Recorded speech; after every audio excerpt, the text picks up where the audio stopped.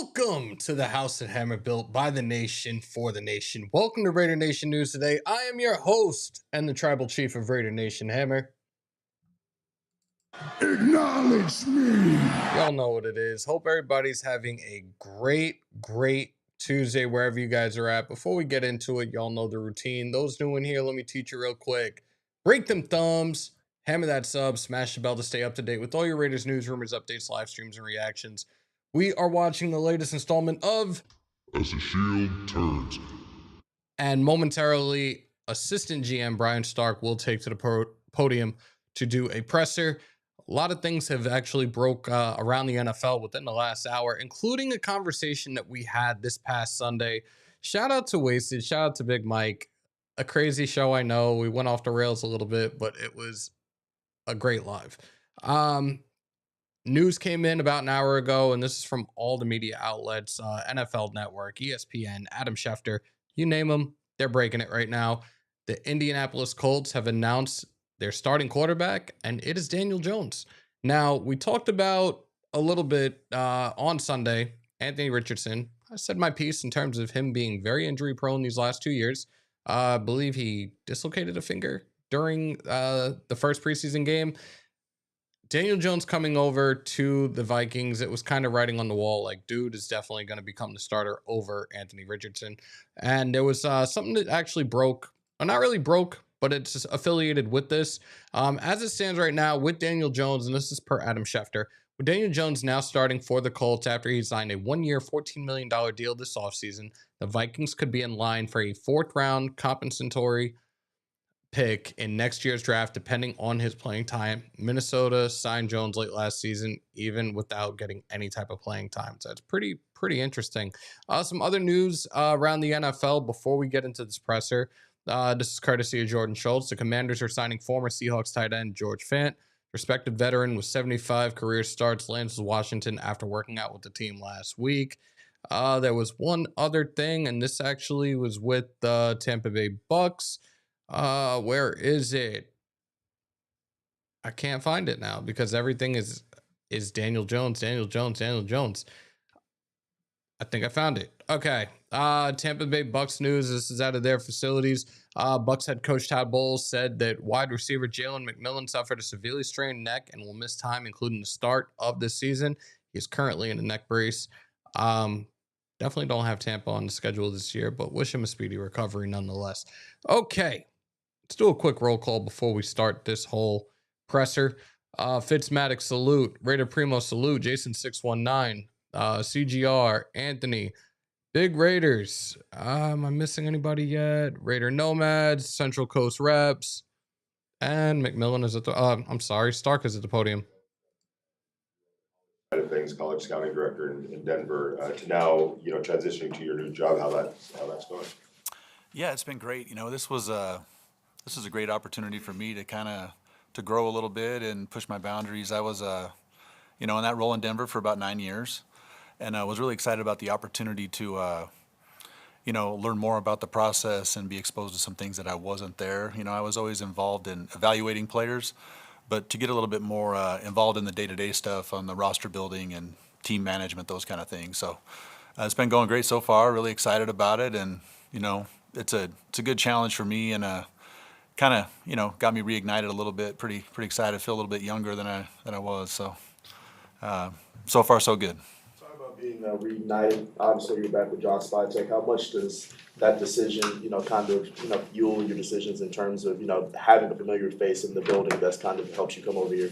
That definitely made that was one of the things that made the opportunity appealing. Spy and I, where we were together in Denver. Always had a good relationship, always had a friendship, and always kind of viewed players the same way, valued the same qualities in players, always enjoyed talking players. So, after the draft, when the opportunity came up, it's a small family in the football world anyway, but when you get an opportunity, at a revered organization like this and to come and support one of your friends in a role like that, it's a pretty unique. What have you learned from John the most in your new job? I really admire John's conviction and his clear vision on what he values in players, and just kind of reinforcing the conviction that I have on some of those same things, that confidence. I think he's very, motivated to locate and develop certain qualities in players, and I think he's very hard fast in his beliefs, and I think that kind of rubs off and gives you confidence in your own. So it's been great. Brian Q. Myers from Raider Nation Radio 920. What is the collaboration like, especially this time of year when you're getting ready down to roster cut downs between you, Spytek, Pete Carroll, just that collaboration? Yeah, it's been very collaborative so far. Coach Carroll and Spy, they talk daily on everything. We have meetings where, everyone is encouraged to kind of share their views. We watch the practice film together as a personnel staff. We have conversations. We have a chance to interact with the coaches and kind of hear their feel so that we kind of understand, maybe what we're asking certain players, certain positions to do. And then there's just a lot of conversation, in both departments. And then, Spy and, Coach Carroll, they come together and, we're just trying to create all the information, get all the different perspectives on players, and then kind of narrow the focus and give those guys the right information so that when it's time to make a decision, that they can make the decision that's best for us. Brian, being almost through training camp now and having a couple of preseason games on tape, what's your kind of overall impression of the rookie class so far? Yeah, I've been really encouraged with the rookie class. I didn't join until after the draft. But my last role was as college director in Denver, so I had a pretty good idea about most of the players that were selected. And what's exciting is, not just the draft picks, but even some of the, the undrafted free agents. You've had a chance to see them exhibit those qualities that got them this opportunity to be here. And then, with the culture of competitiveness, that's kind of the central theme, that Coach Carroll, really embodies and really pushes. It's given all those guys opportunity on the field. So I think the positive thing right now is you're seeing evidence of, every player is kind of showing what got them this opportunity. There hasn't been any really one that has shrunk from it. You're starting to see it all. And part of that is that confidence and belief that Coach Carroll instills in the organization. Maybe a position group that you think you might have the biggest challenge next week in trying to make in terms of making a decision? I don't think there's a single position group like that. I think the whole roster it's really competitive right now. So I think, every position for those last couple of spots, there's a lot of competition for it, and we kind of take the opportunity to evaluate every exposure. So every practice, every game that we have from now until cut down day is important for us. We want to see and provide as many opportunities for each of those players to compete as we can. So it's hard to single out one position group, but I can tell you that the competition for those roster spots on the back end there, it's going to go right down to the wire. As this group of 91, are they making it a difficult decision for you guys? Yeah, there's always going to be difficult decisions, but this group has been, and we're still, we're in year one here, with Coach Carroll and with Spy, and we're still kind of learning each other and the philosophies and those kind of things. So I think, as the players are learning what they're being asked to do, we're learning what they're being asked to do, and we're all learning each other. So that adds a little something to it. But, what I really appreciate, what makes it easier to have these evaluations is, you guys have been out to practice. Our practice tempo and everything it's great. It's a very competitive atmosphere.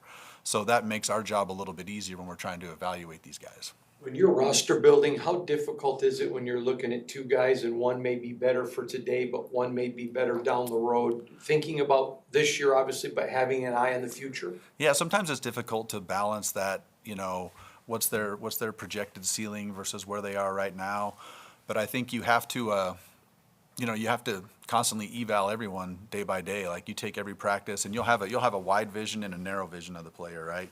So you kind of see how that from day to day changes and may change the overall perspective. But at the end of the day, when it's time to make the roster moves, we'll try to provide the information so that when the decisions are made, it's best for the Raiders right now. At that time.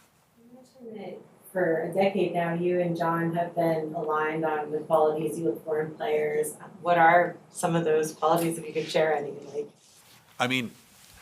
Smart, tough, natural football players that are competitive and that they have the stamina to sustain that competitiveness throughout practice, throughout games, throughout the season.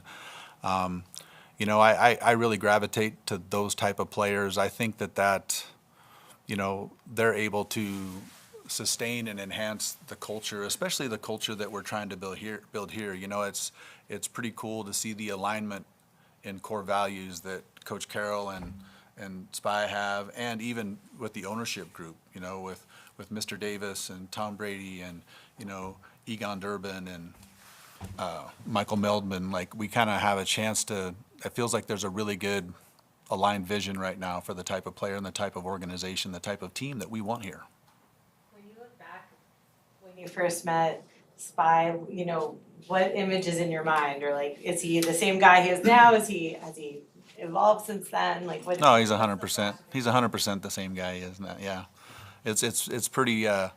It's a pretty special experience for me to have a chance to, you know, have this opportunity to be here and support him in this role, to have this role myself and support him in his role, and to still be able to have some of the same conversations that we had back then, you know, and we know, you know, our families know each other. It's just, it's a great environment. I feel really fortunate for sure.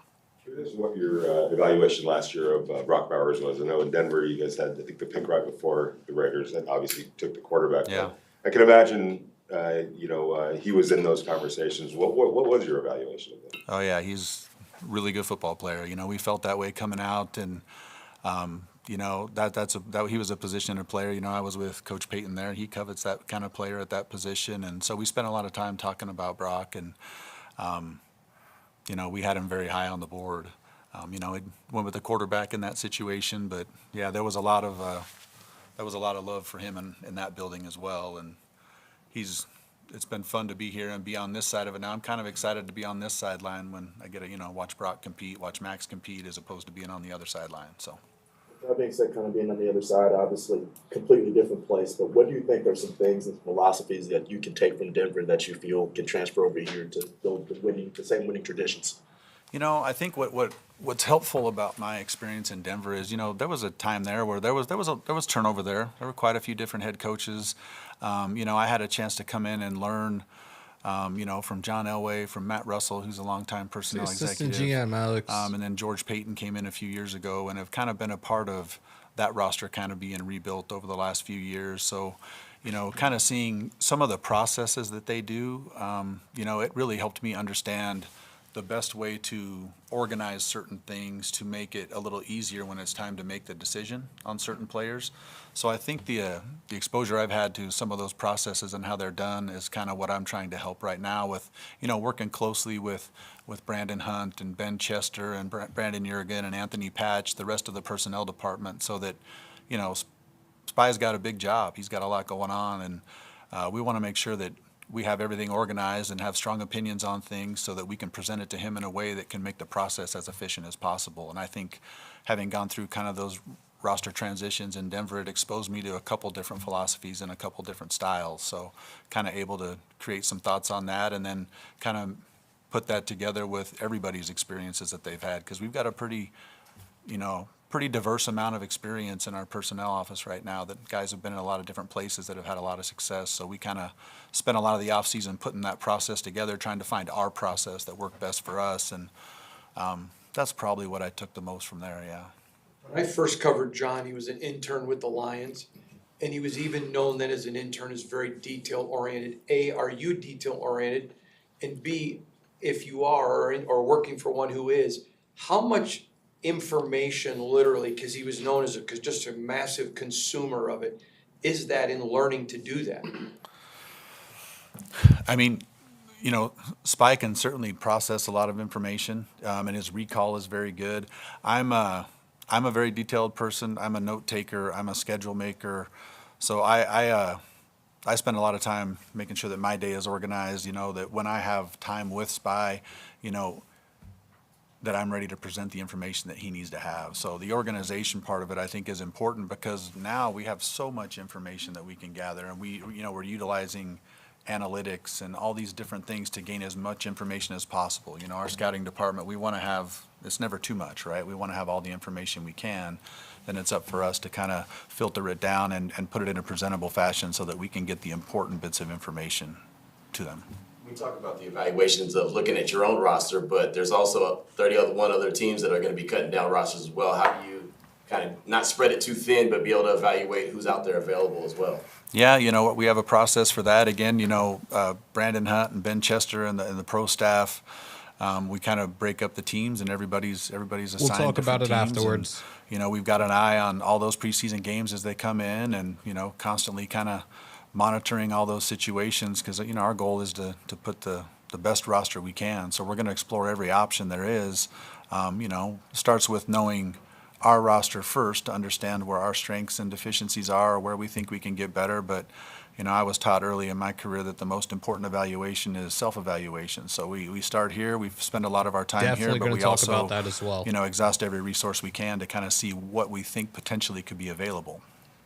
Is there any, real quick follow-up, is there any kind of emphasis on maybe looking at a team where you feel like, hey, they draft really well? They always bring in really talented players. Let's focus in on them to see who they might let go.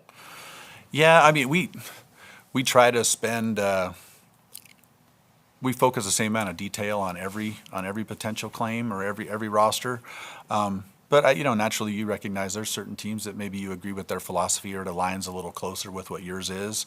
And some teams are deeper than others, so you have ideas on that. But it's all kind of speculation right now because a lot of things happen. Even in this last week of the preseason, things change quickly. So we kind of have to keep that focus wide right now to make sure we're kind of collecting everything, and it'll start to focus up and narrow as the weekend goes on. Kind of talking about analytics there, and compiling all that data. How do you go about marrying that with the good old fashioned eye test of trusting what you see? What's that balance like between putting those together? Yeah, I think, so I coached for a while and, analytics wasn't as big of a part of it then when I was doing that. So, naturally I was always kind of an eye test guy, but there's so much information available and it's so much more efficiently evaluated and, the applications for it are almost endless. We've got a great team upstairs. They go through so much information that it would take us, days to do, and they do it in minutes, and then really refine the presentation. So I think the analytics stuff, one, it's great for maybe identifying people that maybe are over or undervalued. It's also great for, it is a collaborative process here. There's a lot of conversation about player. It also is great about creating conversations on players that maybe we go over too quickly. And identifying targets that maybe we're not focusing on enough. So it's just another piece of that puzzle. I would say that that's something in the last several years that I've really grown to appreciate, and it can be a valuable tool, absolutely. What have been your impressions of the current state of the cornerback room? That's a good question. I think I've been pretty happy so far. It's early in the process right now. I think the offseason has been good. I think you can see, it's exciting. Gino's done well. Aiden's been competitive. I think Cam has shown, some of the qualities that enabled him to get picked in the draft. I think, that competition, like every other position room, we're evaluating every day. Oh, my bad. I mean cornerbacks. He definitely meant cornerback. He definitely meant corner. It's kind of the same. That room is very competitive as well. I would say, you look at across our team, almost every position, there's hotly contested battles. I think the cornerback room is one of those rooms where, we're trying to find the right mix right now, but there's a lot of players in there that are playing well. I think it's been very competitive. And, we'll kind of see. This is going to be a big week to finish out practice this week, that last preseason game, and kind of see how that position room is going to fall. Along those lines, you guys did trade away Jacorian. Was there just an identification in the process he wasn't maybe the right fit? And I guess what went into that process with that trade? No, that's probably a better question for the GM. Just trying to do the best thing we can for the organization. That's a better question for John. Pete Carroll made 284 transactions his first year in Seattle as he kind of redid the roster. I don't think anybody expects that many here, but is that exciting for you and your staff, or is that more like a headache of, man, that's every day that's something else going on? No, I think it's, to have the willingness, to just constantly be looking for ways to improve and create competition, and if it's necessary, yeah, I'm all in on that. Now if we don't feel there's a way to continually bring in competition or improve the roster that way, that's pretty wild though. That's a big number. But you know, we're going to be ready to do whatever it takes to kind of keep that culture going and keep the competitiveness going and try to find the best fit we can here. This might be a silly question, but you talked about just the volume and efficiency of information these days. Like, when you look back early in your career, are there any things that stick out in terms of the most inefficient processes? Like, were you carrying thumb drives and losing them? Like, I don't know, just what do you remember about? Oh no, my first year scouting, I mean, I was carrying around a big 3-ring binder full of papers, you know, and it's a lot more efficient now. Now you got, you know, your iPad with OneNote on it or whatever system you use, and it's a lot easier, a lot more efficient, and you know, it's easier to find information from the past that you have. You don't have to go through boxes. You know, we just moved, and you know, my wife's not super thrilled about the boxes of VHS tapes and old notebooks I have from coaching and early Some of scouting. y'all in here don't even know yeah, what a the VHS efficiency tape is. it's nice now. The technology's helped a lot. I'm not always a big fan of the technology, but yeah, it's helpful for sure. You were discussing analytics, and you know, as you've gone through the process, more and more people have embraced it, and others have, you know, there are people that still don't fully buy in. And that, like, how much of, as you go into a new place, is it determining like how much people want to know about it, how much people want to hear about it, how receptive they are?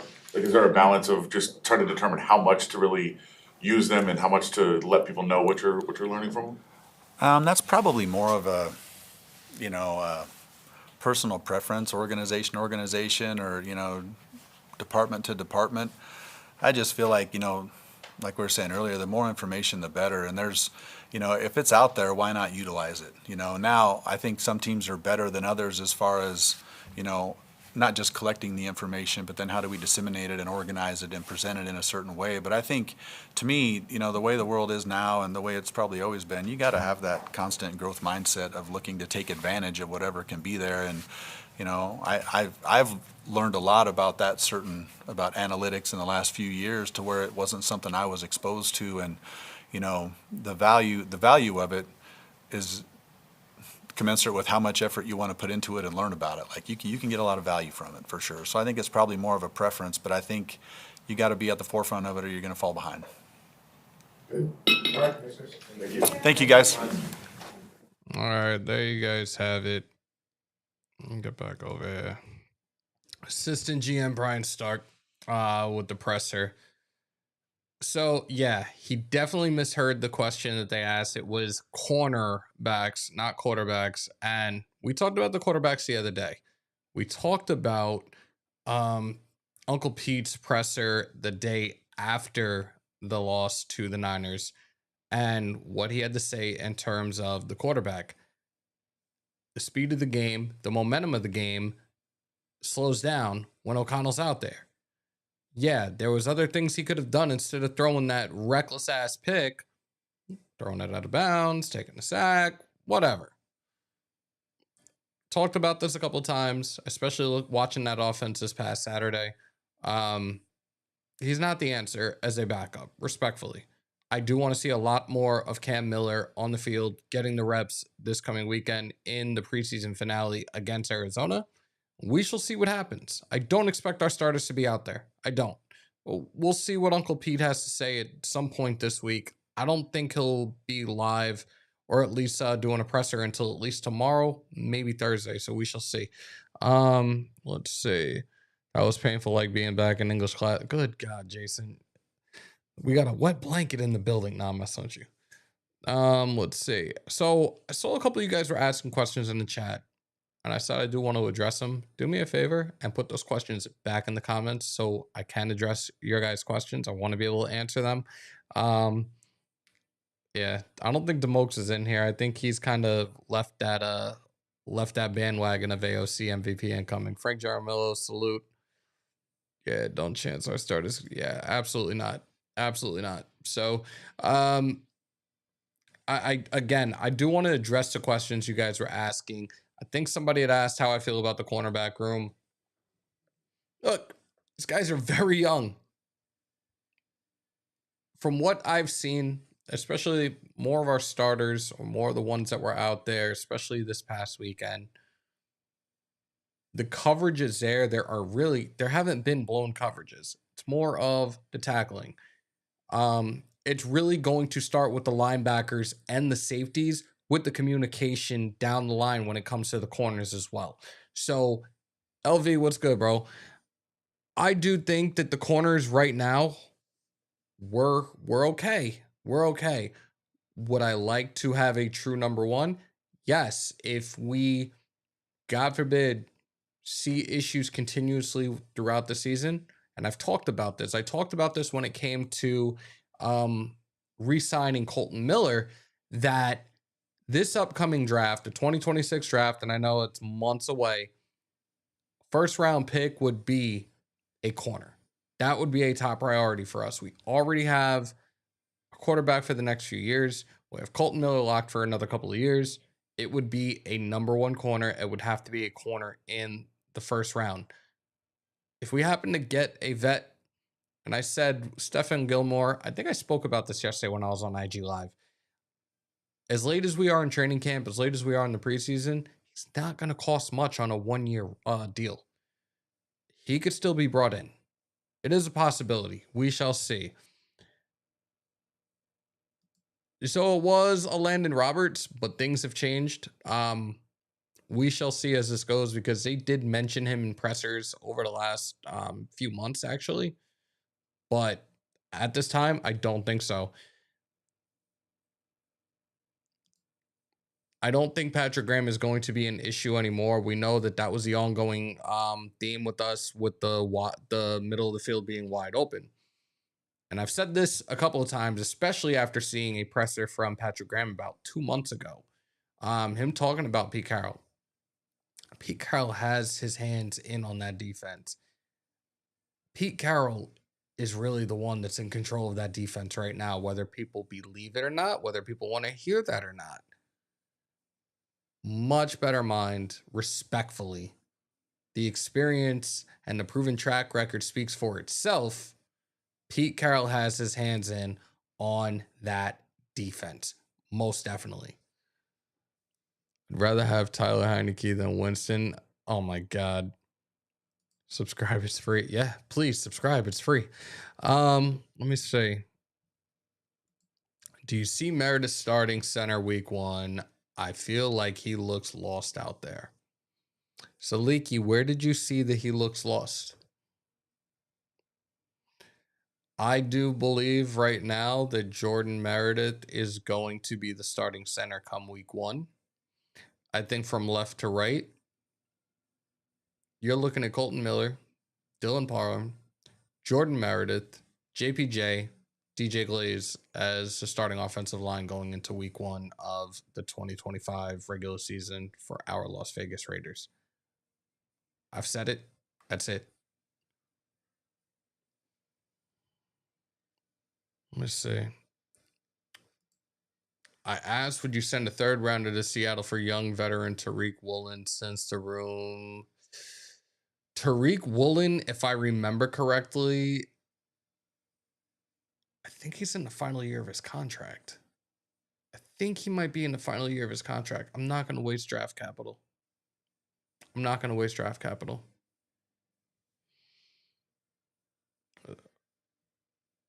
Estelle, what's good, bro? AOC for Sanders, why not? That's a pipe dream for a lot of y'all. And I'm looking at some of the questions you guys were asking. I'm trying to refresh my own memory because I can't really go back. Yeah, I don't think Cap is gonna beat him out either. No Diddy. You guys talking about Micah, talking about Hendrickson as well. Hendrickson is not budging in any way, shape, or form. It's gonna cost a lot for either one. Parsons, I've had this conversation. I don't know if I had the conversation live. His agent is the same agent that represents Christian Wilkins. Michael Parsons is going to be looking to have an average annual salary of $42 million a year, which would be more than the cornerstone of our defense in Max Crosby. Also, if we were to trade for him, it's going to be a whole king's ransom. You're probably looking at 2 future first rounds and probably some additional draft capital as well. When it comes to Hendrickson, we could probably get something along the lines of Max, but maybe not necessarily more than Max if he really wants out. There's no guarantees with that right now. And again, this is more from the things that I'm reading, at least in the chats and things I've seen around social media and stuff as well. It's more of fans wanting. If anything, right now, our needs is a true number one corner. Our needs is a backup quarterback that fits this system. Again, Cam Miller can play this pro style system. Is he going to show us that he's worth being the backup to Geno Smith? We have to wait and see this coming Saturday. That's all I'm going to say about that. And the whole thing with Parsons, I forgot who I think this was like work conversation. Dallas gave Dak that extension like an hour or two before the start of their first regular season game last year. Who's to say that Jerry Jones, because Jerry Jones just loves the attention, he loves his circus in Dallas. Who's to say that he does not, in fact, give this dude a deal come week one? Myles Garrett said he wanted out of Cleveland, right? It wasn't about the money. The lie detector determined that was a lie. You got your bag and you're still in Cleveland. You wanted out, blah, blah, blah. You're still in Cleveland, though. Parsons requested a trade. He wanted out. Again, who's to say that Scary Jerry does not give him a deal come week one?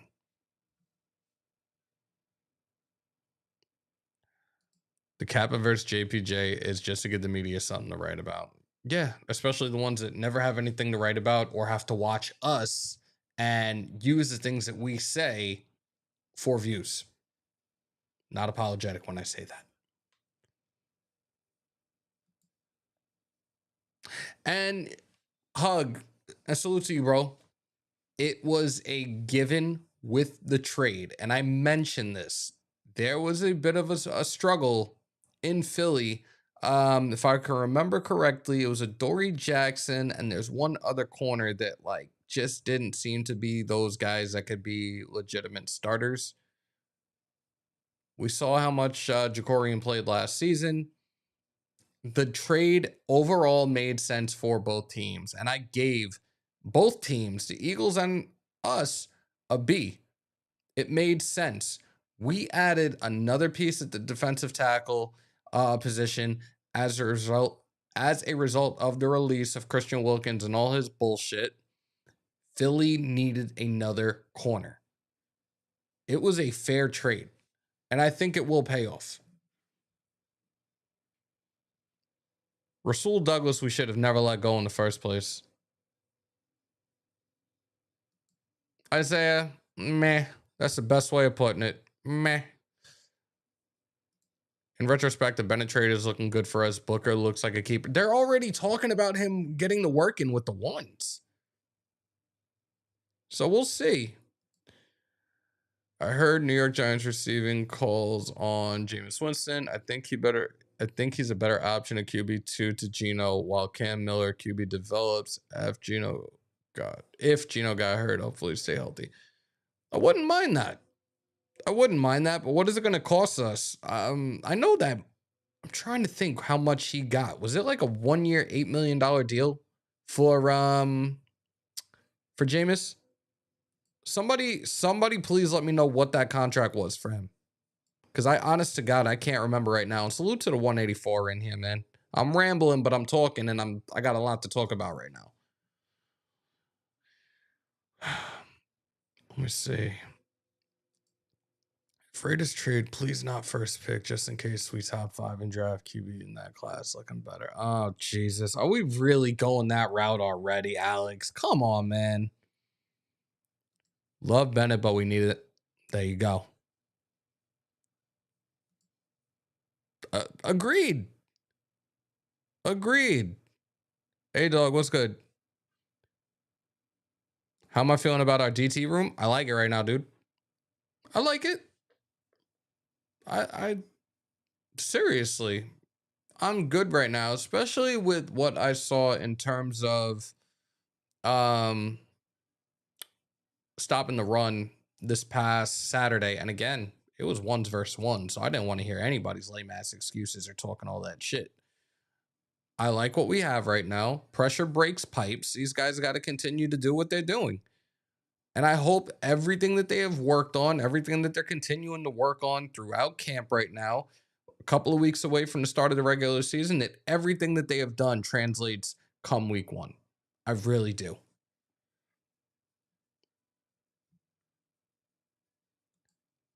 Philly was ridiculously stacked. So he was a rotation guy.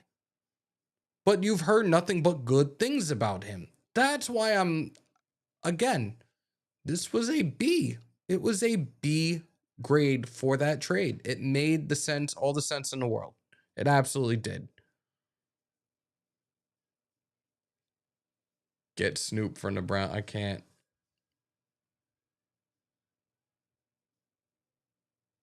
Holla, city of squalor. We did get our first super chat of the day. Salute to Hug D's, man. Appreciate you. Kelly, get a clap for the truck stick heard across the league. Genty gave a glimpse of how tackling him will be in the future. Teams better pack a lunch and put some weight on their cleats, Deuce. And you know what's funny? Salute to you on that $10 holla. Talked about Genty a couple of weeks ago in terms of myself as well.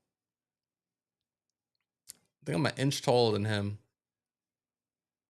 but we were weighing the same amount. Why am I reading something the other day about him that now he's lost about 10 pounds? He's at about, I think they said about between 208 and 210. I'm like, there's no fucking way. Absolutely not. So again, Hug D's, thank you on that $10. I said this after the game. I said it during the game on Saturday. For those after one preseason game that said Genty is a bust, you don't know football. And I really hope that you did find another team to root for, because that was hands down the dumbest shit that you could have ever said. Let's see. You could probably trade for Winston for like a 6 right now. Booker finna make noise and max facts. Philly, Baltimore Super Bowl. Philly is that stacked. We about one draft behind. Did somebody say Snoop Hundley? Who is this kid? Where is he playing? Do I need to start doing some research? Booker is very intelligent as well. Salute to S. We're getting better. Just give them time to develop. Fan expectations will destroy us. A fucking fact. And that's just sometimes it blows my mind and it really annoys me sometimes. But I also think it's just from the general aspect of me having the game around me since I was a little kid, me having the knowledge from so many different aspects, including like from the business standpoint, but also being able to break down film and assess players in certain ways that your average fan can't. So sometimes when I see and hear certain things, I'm just like, what the fuck? Like, why? Why are we doing this? We have to give it time though. Genty's vision was on full display Saturday against the Niners. Love what I saw from him. There you go. Some Raider fans have PTSD with trades. Feel like the only way we trade is beneficial is if the ex-Raider is a bust. Oh my God.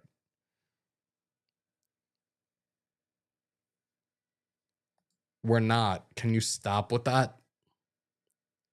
He's pretty pricey. He's a first round pick. He's not getting cut. Stop.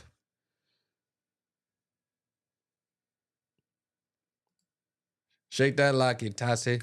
That like it, Tassie. I'm seeing it more and more every single day, Devin, and I'm seeing it from people that are supposed to be grown-ass adults. That's the one thing that annoys me and aggravates me more than anything else, but it is what it is.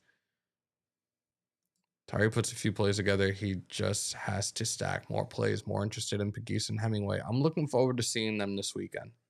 And I haven't heard anything in terms of an injury update on JJ, so I think JJ is fine.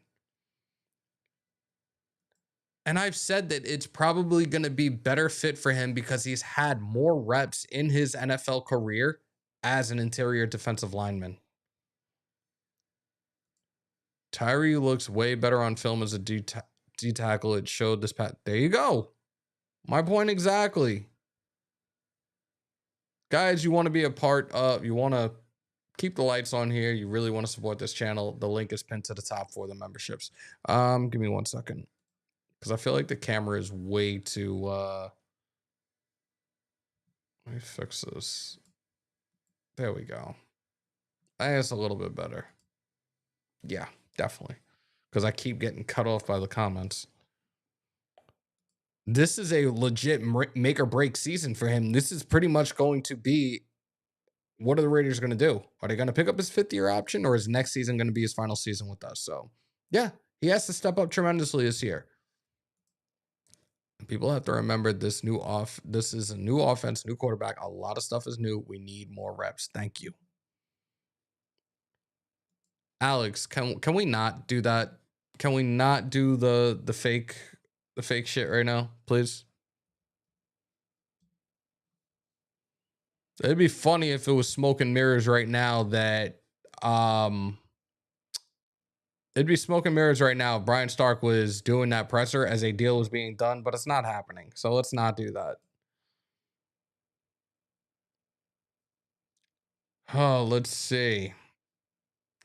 NFL news right now. Adam Schefter, Giants left tackle Andrew Thomas has passed his physical. The team has activated him off the pup, and he'll now return to practice. We talked about him a while back when we were talking about Colton Miller and the type of money that he should be getting. For those that don't know, Andrew Thomas was like the 5th highest paid left tackle in the league not too long ago. Let me see. Feels like Kuntz is still not 100%. No, it definitely appears that way. So we'll see what happens come week 1. There's a certain rated content creator that said he's smarter than all the GMs and head coaches here since 2018. Can't make the show. I don't know who that is. And honestly, I know what I talk. I know what I do. I know what I'm capable of doing. I don't need to talk about anybody else. Chaser Bijan, first pick on fantasy. Fuck. Is it a PPR? I would probably say Jamar Chase.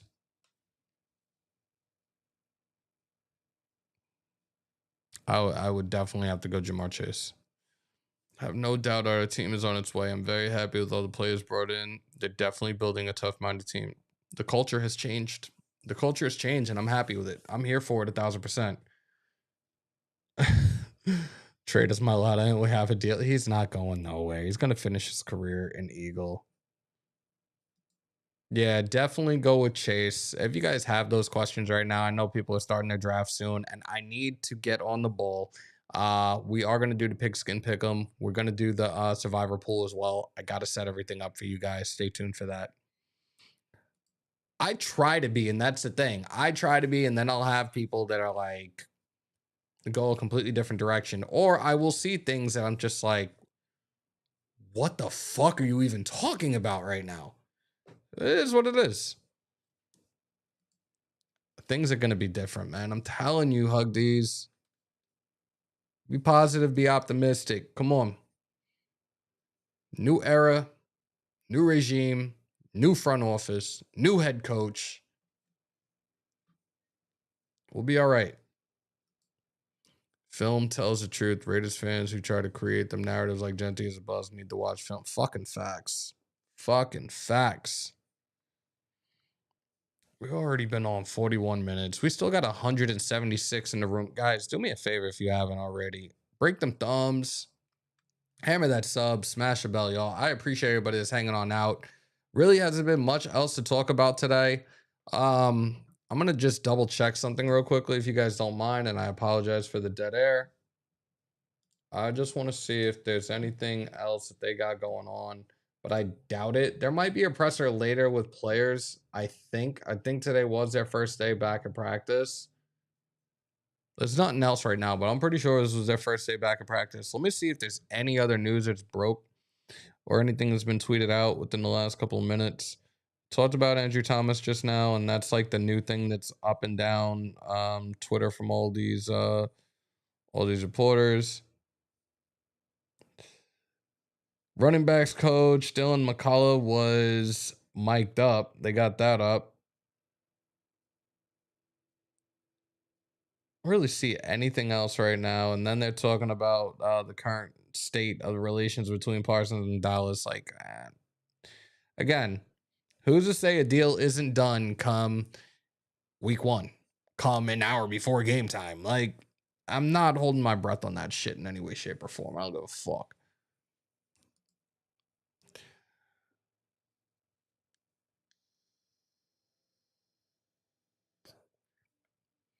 Here's the thing. A salute to you, 3 clicks.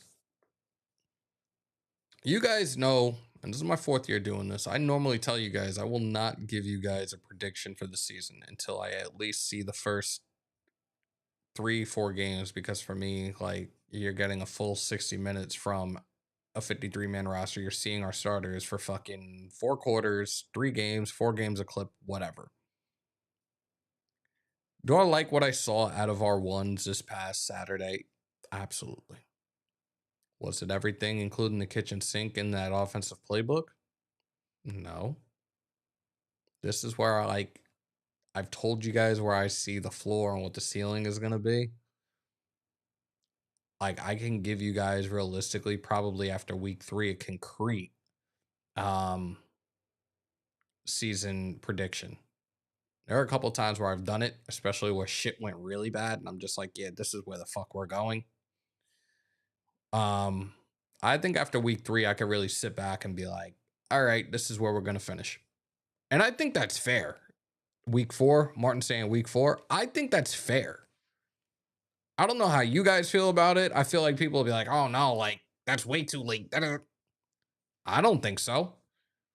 I can sit there, I'll be able to watch game film afterwards. I'll be able to see certain things that are working, things that aren't working. I can see certain things that might need a little tweaking here and there to where we can succeed.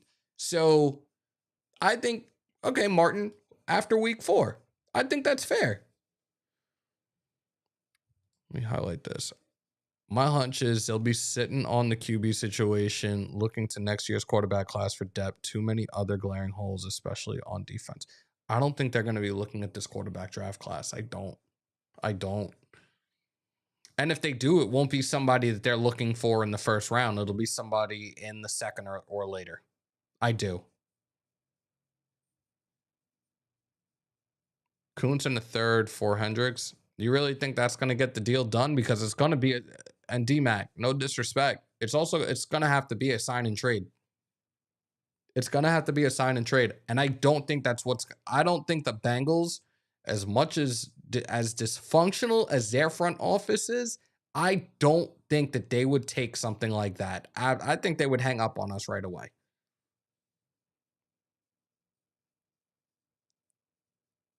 I'm really trying my best to keep up with you guys right now because you guys are really going in the comments.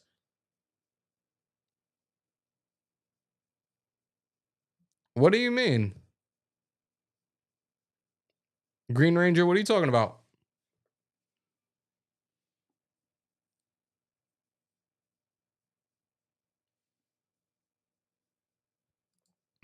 You think that I've said this? His grandfather has said it. He's not coming out after this season, guys. He is not.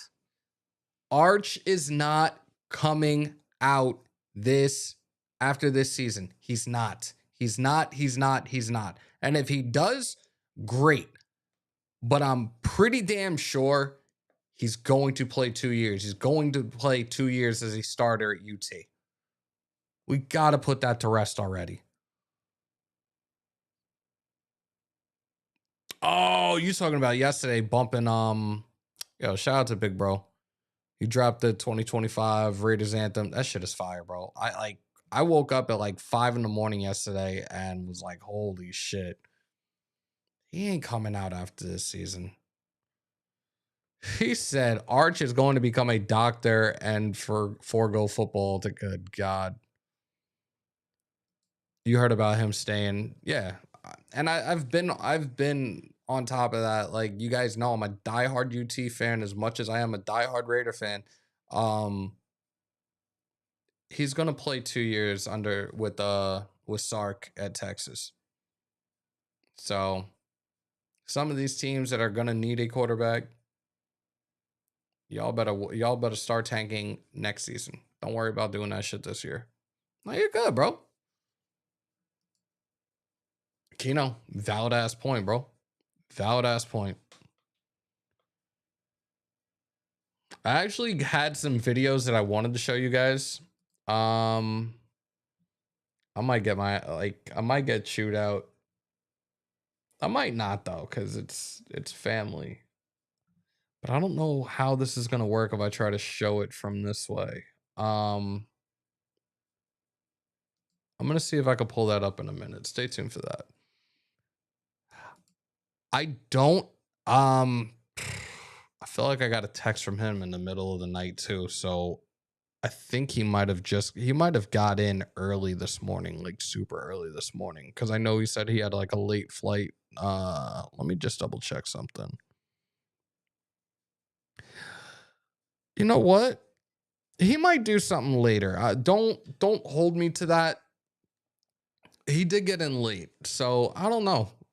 I know you guys need some more of that shield more. Content. So I don't know. We shall see. Yeah, and Alar is probably going to come out next year, but I don't look at no. Week 3, we get to see Griff and Hammer doing mock draft. That's fucked up. That's really fucked up. Why? Why would you even put that in the universe, bro? Mondo, what's good, bro?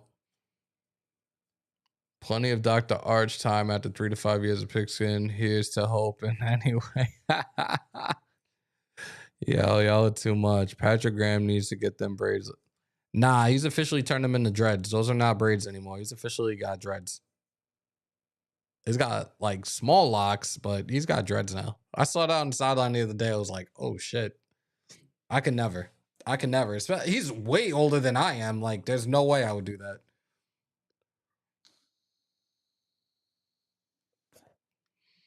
Thank you, Omni. All right. I'm going to show these clips real quick. Again, I got to see if I can get this on the screen the correct way. Let me try something here.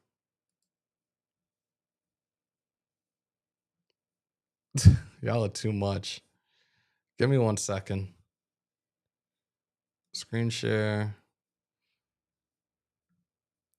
This can come off the screen, actually. Ah, fuck. Hold on. Oh. I want to get that lower third off, but yeah, it's not going to let me show that. Yeah, let's get that off the screen then. So, for those that have been around, again, this is year 4. So I think this might have been after, as I finish year 1. Did any of you guys remember when I had my little cousins on for an interview?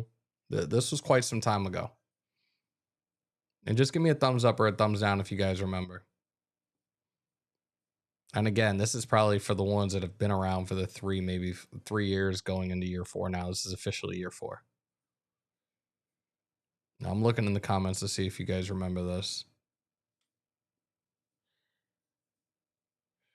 All right, so nobody's got an answer to that. So anyways, my two little cousins, they're twins. They are actually in their junior year of high school. These kids have gone to have a bunch of different invitationals they've gone to. They're both ranked nationally. One's a quarterback, the other is a corner / receiver. Now it seems like he is primarily a corner at the high school that they're at now in Florida. So, the corner sent me some video, some game film on him. They just had a game last week. They won 36-0. Man, shut down. Shut down and has got that fucking speed on special teams, just laying people out. I'm so proud of them. So they've already been looked at by a couple of D1 schools. They have done visits in Florida primarily. UF, UCF, USF, Florida Atlantic. Who are the other schools they did the visit with? Penn State, Wisconsin. Appalachian State had interested in them, and it's so funny. Shout out to Scout. I told Scout about the boys quite some time ago, and when they got the look from Appalachian State, I reached out to Scout, and I'm just like, bro, I've been telling you about them for years. He's like, wait, that's them? I fucking love them. I'm like, dude, what the fuck are we doing? But yeah, again, they're in their junior years. I'm incredibly proud of them. Um, the quarterback wants to be a Raider. That would be fucking dope. Their class of 2027, I wish them all the best. Much love to you guys. And their sister's doing big things as well, playing D1 women's collegiate basketball. So love you guys. Hope to see you guys very, very soon. Let's see. This damn year needs to be the year we pleasantly surprise and not get kicked in the dick for the 17th year in a row. I'm done with that shit. Talk that shit, bro. Hey, look, speak of the devil, he shall appear. Mr. himself is in the building. What's good, bro? Everybody's asking, are you going to be live today? So can you just let them know in the chat, please? Because I said I don't know. I'm pretty sure you probably just woke up too.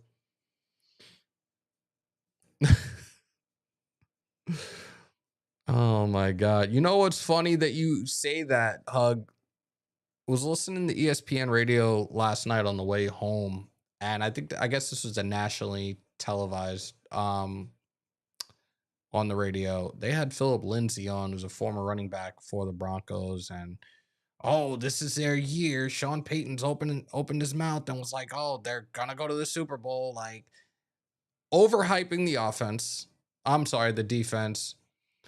And it was just like I'm sitting there listening, and it's like everything in me not to throw up in the car ride home. I'm just like, dude, sit down, shut the fuck up, because this division got a hell of a lot tougher. It's going to be historically the best division in NFL history. You have four respected, highly taught, um, big resume head coaches. You have these four quarterbacks that are ranked top 20. And the starters in our division are actually, we make up the best division of starting quarterbacks in the league. Like, you got to stop. Operate on 5 hours of sleep the last 4 days. I'm trying to get my shit together right now. Well, there you guys go. I'll be live today, definitely. There you go, y'all. You heard it first. You heard it here. Graph will be live with some Raider content at some point today.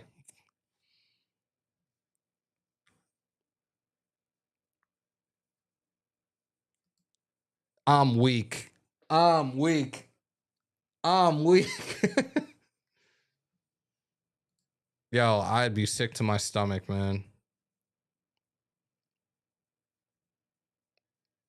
Headache and convo, hangover and convo. It was actually good. I had a conversation with him and Stu the other day, and it's a lot of big things coming the way, man. And it was really great to see. Just for FaceTime, it was great to see Stu. I'm glad you're doing well, bro. And you know, if you ever need to talk, do not hesitate to reach out.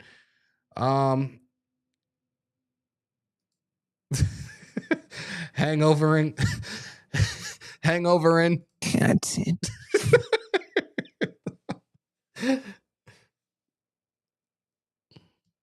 Let's get Graph to 30K. He's getting closer and closer. Let's get me to 11K first and foremost. Ultimate goal is 15K by the season's end. Yeah. If you guys got any more questions, feel free to ask. Hold on one second, guys.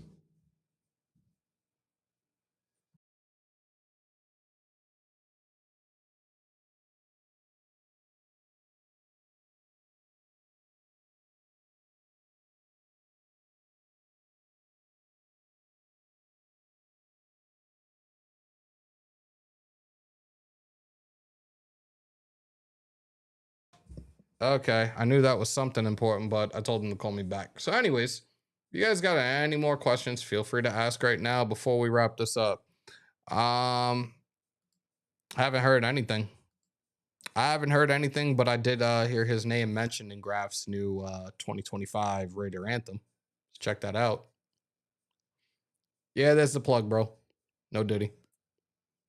Bubble guts and canteen. What should we do with AOC? Cut him. And for those that are on that AOC MVP incoming, for those that were making up the false narratives throughout this training camp about him, Fuck him! Fuck him up against the wall! Wear handcuffs on and crazy glue on lips. That's all you do. just saying. Appreciate you, bro. Oh my God. I'm gonna change my name now. Oh Lord, here we go. Yeah, see, this is where nope. I'm not getting caught up into the side chats right here because y'all are going crazy. Y'all wilding right now. Again, what to do, AC, keep Gino up, right? That's a good one. I think Cam Mellor, look, rookie, whatever. I think he could be that guy. Again, he's already played in a pro style system. So I think he'll be fine. But we got to take it as it goes. Yo, y'all are too much. I'm totally going to ignore what y'all are doing right now. Fitz, I'm gonna have to start my we haven't even started the college football season yet. Let's get a couple of weeks into the season and I'll do the homework when I can, but obviously this takes precedent over that. But I'll start taking a look at things. I'll get a couple of weeks into the start of college football season and then see who stands out, strengths, weaknesses, measurables, and see what the possibilities are and who should we have on our radar. Granted, the draft is a very, very long time away, but I'll definitely do some research. But all right. You know what? I'm not highlighting that last one, but I'll highlight this one. I'd rather shit in my hands and clap. Injury prone. Nope. I'm good. I'm good. So on that note, on your way out, if you haven't already, break them thumbs, hammer that sub, smash the bell to stay up to date with all your Raiders news, rumors, updates, live streams, and reactions in the house at Hammer, built by the nation for the nation. Raider Nation News Today. Continue to stay safe. Most importantly, be kind to one another. COVID or not, you should always remember to wash your hands and your asses. And as always, win, lose, or tie, Raider Nation till I die. Till next time, y'all.